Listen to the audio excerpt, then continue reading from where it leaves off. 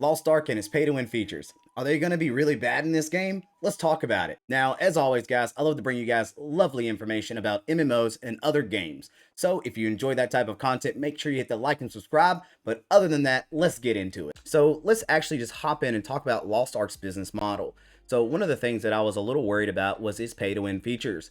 What's really cool is they do go over a lot of this, giving us the information that most of us are looking for. Is this game going to be insane? Are we going to have to pay for everything? Is there a way to pay and get a big advantage from spending our money in game? Can we beat other players by doing that? And one of the things that they call out, their number one topic, is that they want to make sure that all the in-game purchases are, like, I feel like I can, but I don't have to enjoy the game.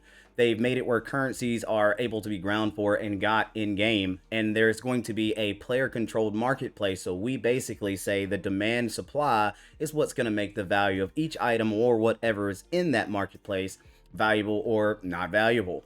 So another thing that I was really excited about was how they're kind of taking things away. They're making sure that they are making this game appealing and good for all of us. So one of the primary currencies that we're going to see in this game is going to be your royal crystals. Now, royal crystals are the ones that we can spend the real dough on, right? So we can purchase this. But just because I purchase royal crystals doesn't mean I'm going to get a big advantage in the game. So as you can see on here, royal crystals are only going to be used for crystal packs and cosmetics. So what are crystals, right? So the crystals are going to be used to purchase in-game items, and they're going to be able to be used for like the secret shop as well, which is really interesting. I can't really wait to see what the secret shop has in it. Now, they did also mention that the secret shop had a limited amount of time that it was allowed, but now they're going to give players up to 72 hours.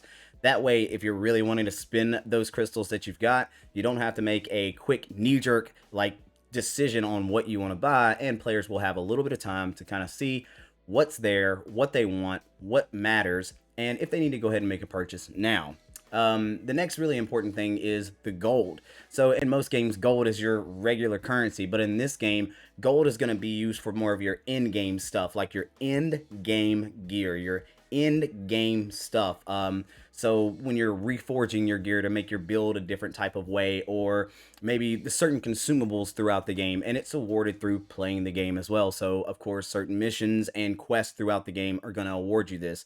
Now, the base one, the one that we're going to see all the time, we're going to be getting this from killing mobs, we're going to get this from completing missions, we're going to get this from completing quests.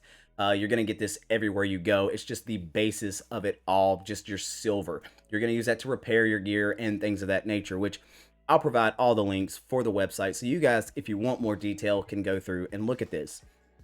Now, what's really cool is I appreciate that these guys are giving us their roadmap and their business model so that we have a clear idea of what the goal is. Now, if you're someone who has purchased a founders pack, and there's a few different versions of it, I just went for the $14.99 because I wanted to see and experience this game and its base, right?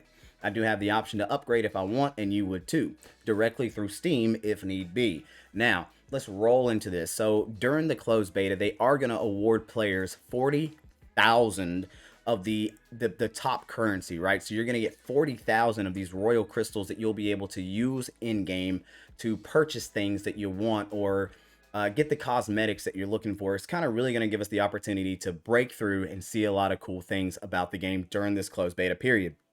Now, of course, we don't get to keep any of that when the game's official release is here. We're not going to have any of those royal crystals that they gave us throughout the game in the closed beta.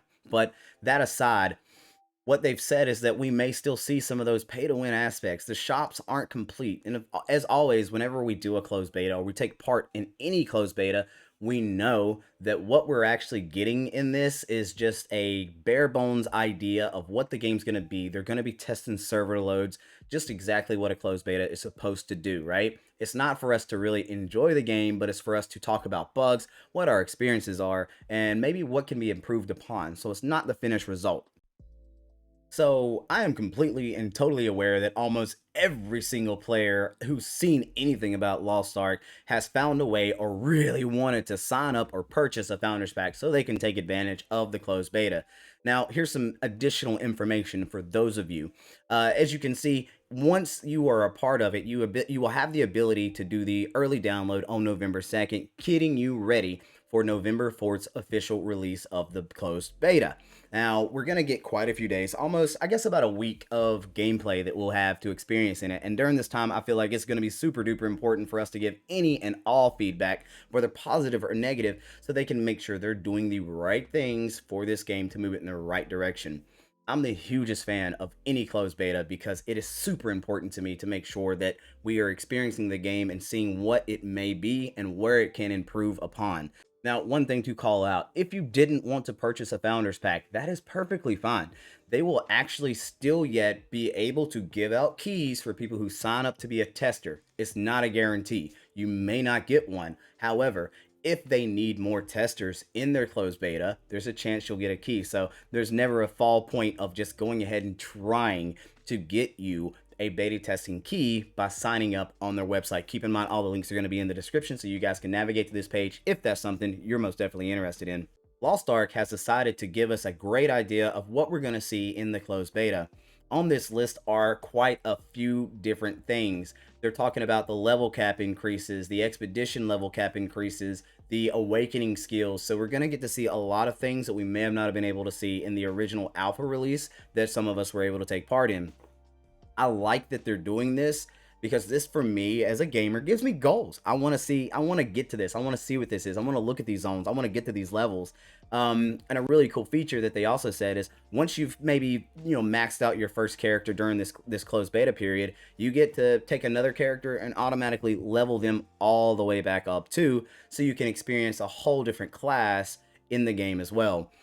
I don't see this very often in a lot of games, and I feel like it is a very valuable thing. So as long as I've gotten my character to level 50 in the game, I can get another level 50 class character that I want. Now, if I wanted to do it and I was only at level 25, well, that progression based on where I am is going to slide over into the next. So I got to level 15, and I don't like mages. Let me go striker class, which is going to be included. You get a level 15 striker, so on and so forth as you level up with your main one. Now, some of the new features that we're really going to be able to see that I am pretty excited about is the pets and crafting. Now, I want to touch base on pets. From what I understand, pets before were a monthly paid service in this game, which sounds terrible to me. I hate the idea of having to pay a monthly service to have a pet that is going to auto loot for me. No more. They're going to give us a quest in the game to actually give you a pet. So once you complete that quest, you automatically get a pet. You don't have to purchase one. Just do a little elbow grease grind in there and you'll be able to get you a pet in the game. I'm really excited about Lost Ark, and I cannot wait to really delve in and dig into it and see what all features they have.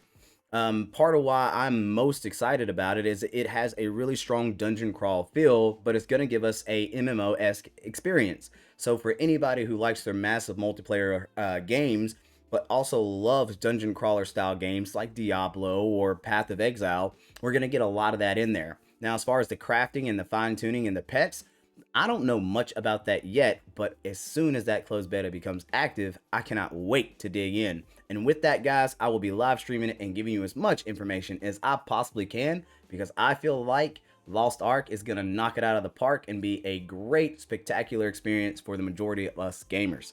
All right, guys. With all that, any questions, comments you have, make sure you drop them. Those comments need to pop in so I can see exactly what you're looking for and what you want to know. I'm going to have all the links available, and I hope you plan to tune in on my channel when closed beta starts on November 4th, because you better guarantee your boy old Sly is going to be in there playing it as much as anybody else. All right, y'all be good.